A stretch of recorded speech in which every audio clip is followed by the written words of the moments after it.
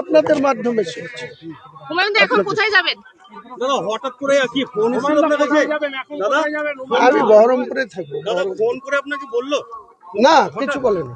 अभी तक फॉर्मल कोई आपको मैसेज नहीं आया। আপনি জানলেন কি করে দাদা? জানলেন আরে আপনাদের মিডিয়ার লোকরাই তো বলছে। আমি আশ্চর্য ব্যাপার কতবার বলবো আপনি আপনাদের। প্রোগ্রামে এসেছেন, আপনাকে এইভাবে সাসপেন্ড কোনো জান এর জবাব টিএমসিও পাবে, বিজেপিও পাবে।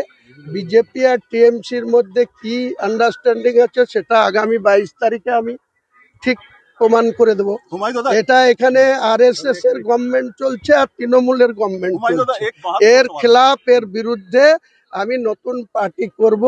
নতুন পার্টিতে পশ্চিম বাংলায় 294 এর মধ্যে 135 সিটে আমি লড়াই করব। আমার পার্টি एक आखिरी सवाल क्या चुनाव का करीब है?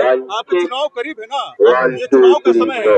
अब आप किसी और पार्टी को भी समर्थन दे सकते हैं, कोई और पार्टी के साथ भी जा सकते हैं, आपकी पार्टी किसी और पार्टी को समर्थन दे सकती है, जैसे बीजेपी यहाँ पर लगातार बातचीत कर रही है अलग अलग जगहों पे। आपका सवाल में जवाब मैं 22 तारीख दूंगी। 22 दिसंबर बहरमपुर में टेक्सटाइल मोड़ में आप आ जाना चाहिए। उसी दिन और 6 तारीख की जमीन जो है जमीन तो कहाँ है? शिलान्यास होगा। कहाँ पर है? कहाँ पर जमीन? प्रस्तुत है जहाँ। अब 6 तारीख आइए ना। हाँ।